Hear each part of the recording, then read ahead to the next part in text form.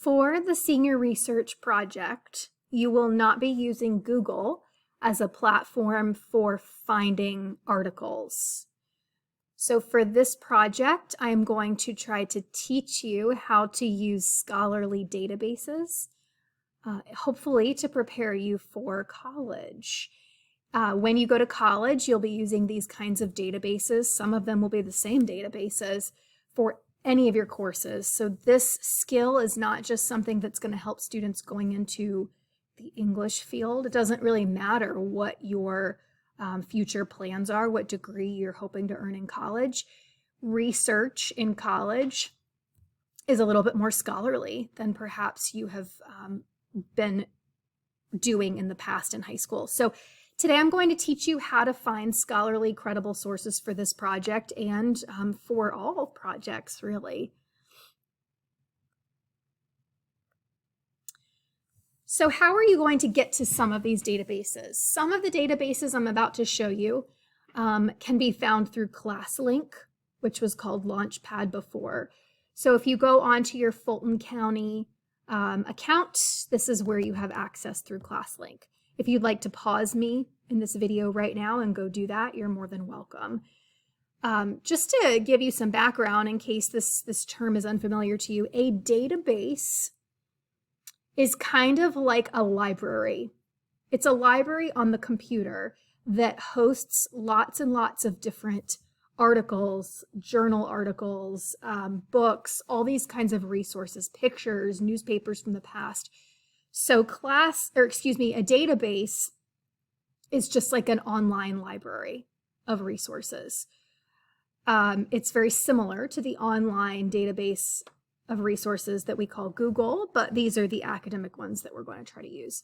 So the first database that I'm going to show you is called Galileo. On my ClassLink page, it's under a folder called eResearch, but yours might not be. So on the very top part of your screen, there's a search box. You're more than welcome to type in Galileo to the search box and it should appear. When you use Galileo, there's a couple things I want to point out to you. You'll type in the top search box your controversial issue. Friendly reminder for this project, you're not researching your future field, education would be mine. You're researching a controversial issue within that field. So for me, if I wanted to go teacher pay or salary, that's what I would type into the search box. However, you're going to get so many results. Notice here that I had over 1 million hits for teacher pay. So one of the many ways to kind of narrow down those hits so that what you're seeing is good is over here on the bottom left, check off full text and check off peer-reviewed journals. Full text because you don't want to find the perfect source, but maybe sometimes they only give you the first paragraph and then you have to pay for the rest of it. Don't even be tempted by those. We don't even want to touch that.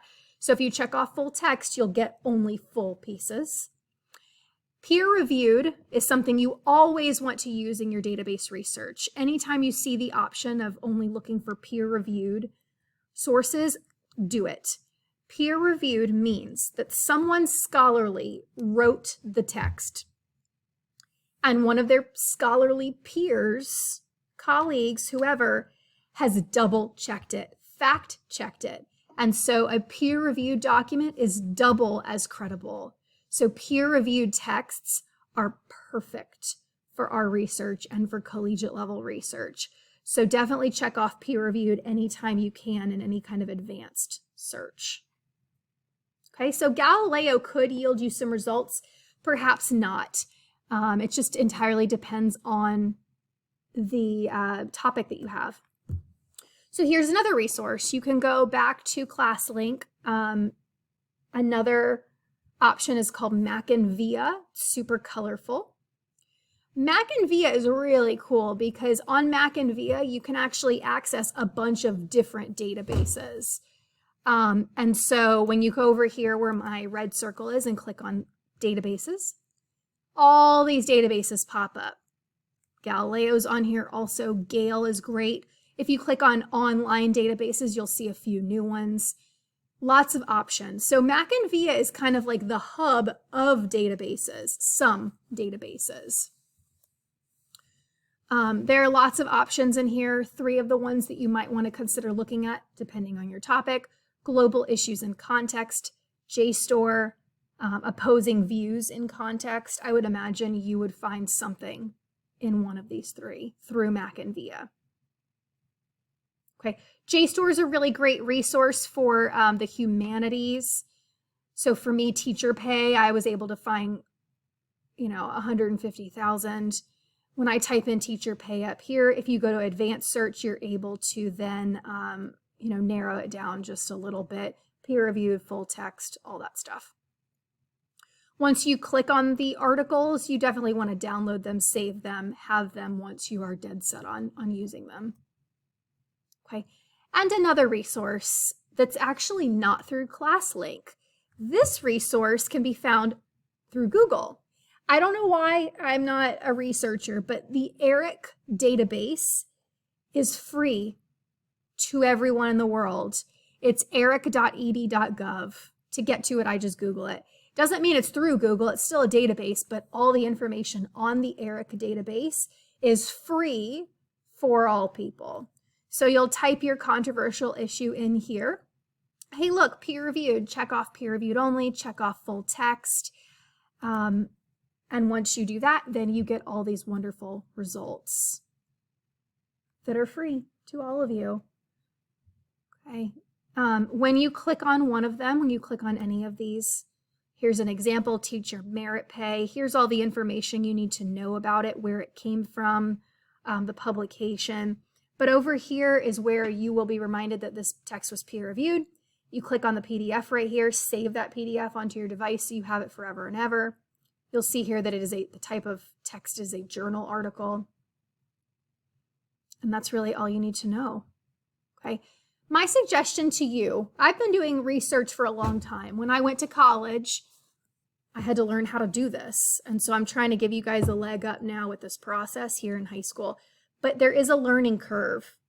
You guys, many of you have been researching using Google or Google Scholar, which is technically not all that much more scholarly than regular Google. So you've been researching one way your whole life.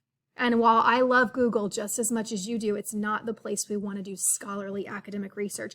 So there is a learning curve to figuring out how to use these databases. The best way to learn how to use them, because they all work a little different, is to just play around, click around on them, and see what you can find.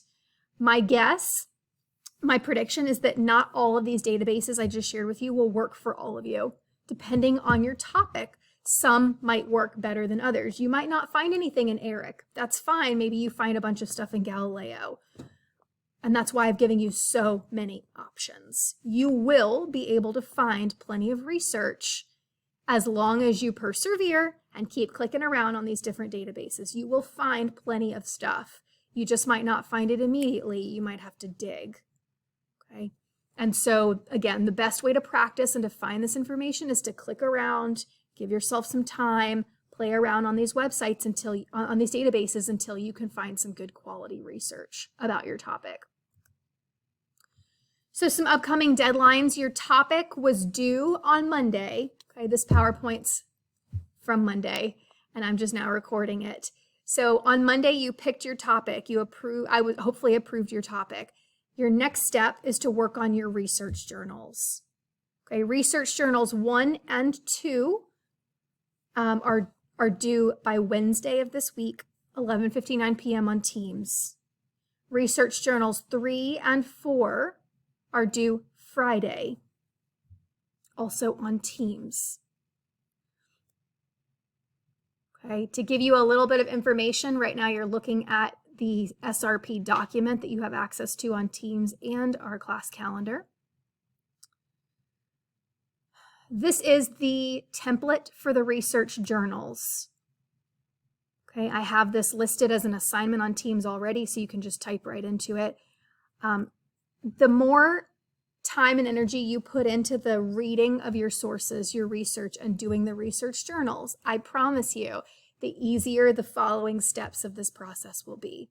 So take my advice or leave it. I've been doing this for a long time. the more time you put in this week onto these research journals, the better off I think you'll end up being in the long run. So again, research journals 1 and 2, that means 2 sources are due by Wednesday, 11:59 p.m.